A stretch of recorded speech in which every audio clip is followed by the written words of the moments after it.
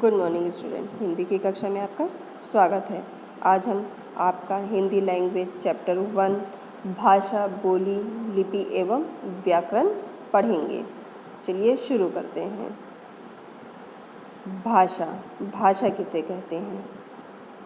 अब यहाँ पे एक सरल तरीके से हम जो कुछ भी बोलते हैं वह सब भाषा कहलाती है, या इसे एक बहुत सरल तरीके में समझा सकते हैं। जैसे समझ सकते हैं, भाषा वह साधन है जिसके द्वारा मनुष्य अपने मन के भावों को तथा विचारों को बोलकर और लिखकर एक दूसरे को प्रकट करता है। वह भाषा के द्वारा दूसरों के भावों और विचारों को सुनकर और पढ़कर समझता है।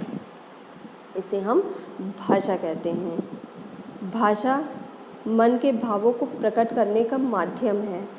हम अपने विचारों को भाषा के माध्यम से ही दूसरों पर प्रकट कर सकते हैं। दूसरों के विचारों को ही हम भाषा के माध्यम से समझ सकते हैं। मतलब भाषा एक दूसरों के विचारों के आदान प्रदान के साधन को हम भाषा कहते हैं। अब भाषा के भेद,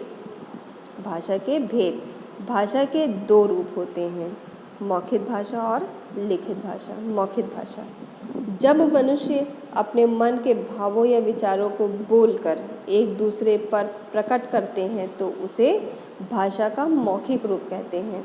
जैसे भाषण, बातचीत, नाटक, दूरदर्शन की बातचीत आदि। अब दूसरा रूप हमारा है लिखित भाषा। हम अपने मन के विचारों को लिखकर प्रकट करना लिखित भाषा कहलाती है।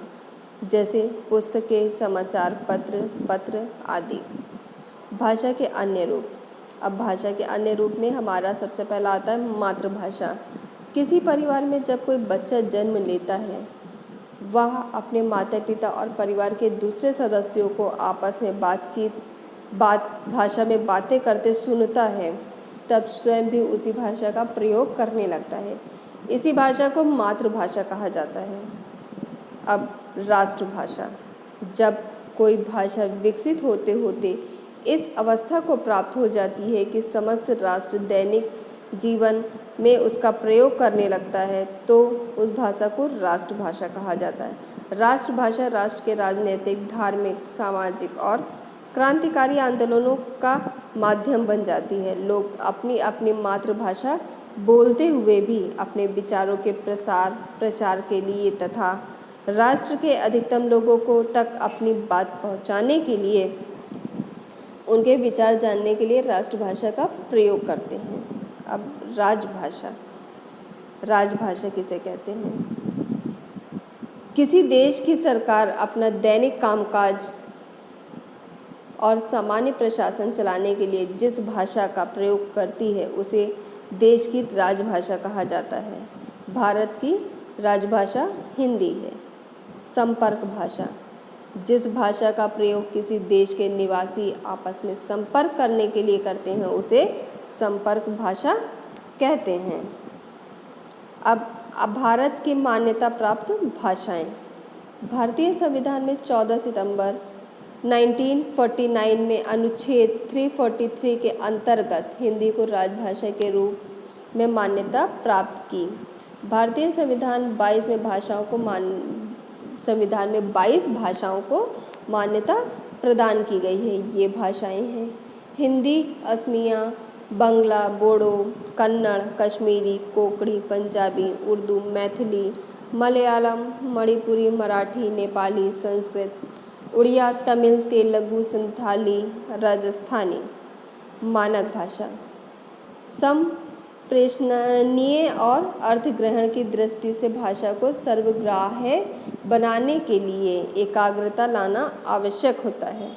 बोलचाल के स्तर पर हिंदी के अनेक रूप प्रचलित होने के बावजूद हिंदी का अपना स्वीकृत मानक रूप भी है, जो मानक हिंदी कहलाता है।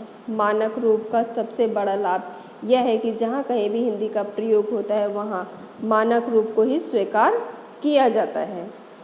अब हिंदी के मानक वर्ण और वर्तनी केंद्रीय हिंदी निदेशालय के अनुसार यहाँ पे कुछ रूल्स दिए गए हैं। जैसे री, ला के नीचे रा, ला के नीचे ला, का प्रयोग हिंदी में न होने के कारण इन्हें हिंदी का मानक वर्णमाला में स्थान नहीं दिया गया है।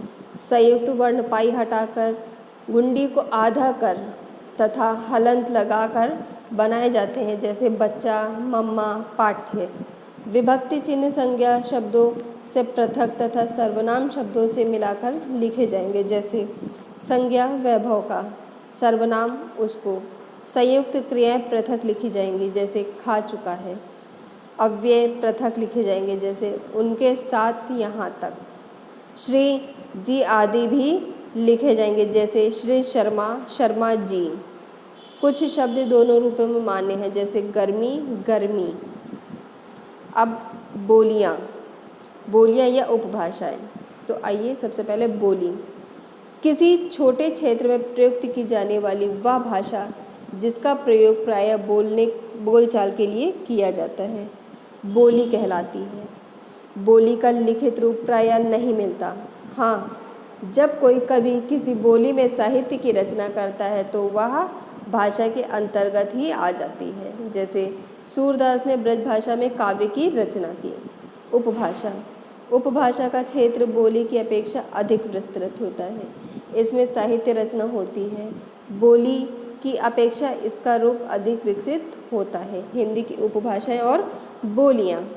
हिंदी को 5 उपभाषाओं में बांटा गया है, जैसे पश्चिमी हिंदी, खड़ी बोली, बांगरू, ब्रज भाषा, बुंदेली, कन्नौजी। पूर्वी हिंदी, अवधी, बंघेली, छत्तीसगढ़ी।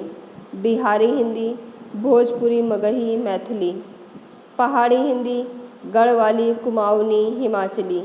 राजस्थानी हिंदी, मेवाली, मारवाड़ी, हाडोली, मेवाड़ी। अब लिपि किसे कहते हैं? भाषा की ध्वनियों को लिखने के ढंग को हम लोग लिपि कहते हैं। भाषा को बोलते समय हम जिन ध्वनियों का प्रयोग करते हैं उसे लिपि कहते हैं। जैसे जब हम कहते हैं आओ, तो इसमें 2 ध्वनियों का प्रयोग किया जाता है, आ तथा ओ। इन ध्वनियों का प्रत्येक भाषा में अलग अलग चिन्हों के द्वारा लिखा जाता है। यही लेखन विधि लिपि कहलाती है।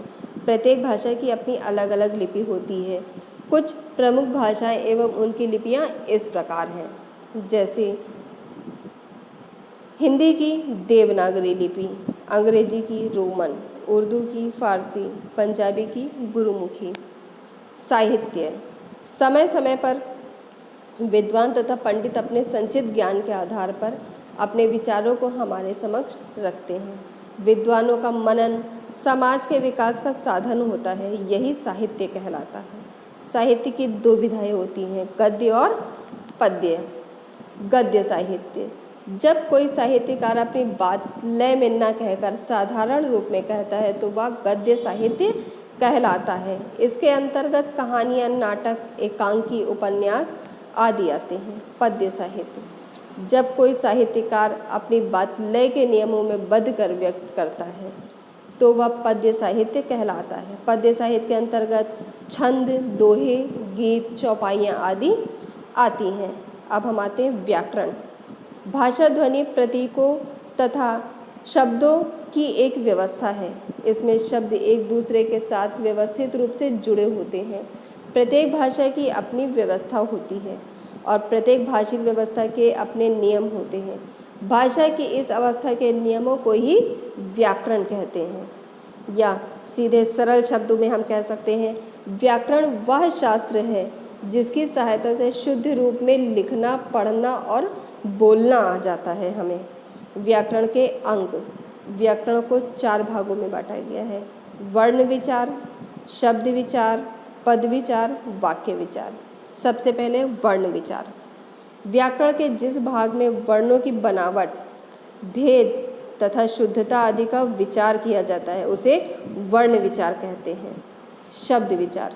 व्याकरण के जिस भाग में शब्दों की बनावट, भेद तथा शुद्धता आदि का विचार किया जाता है उसे शब्द विचार कहते हैं। पद विचार। वाक्य में प्रयुक्त शब्द पद कहलाता है। पद विचार के अंतर्गत पद तथा उसके भेदों एवं रचना आदि का अध्ययन किया जाता है। वाक्य विचार। व्याकरण के जिस भाग में वाक्यों की बनावट, भेद तथा शुद्धता आदि पर विचार किया जाता है उसे वाक्य विचार कहते हैं। आई होप सो क्लास, आपने इस लेसन को बहुत अच्छे से सुना, समझा। Okay class, thank you so much.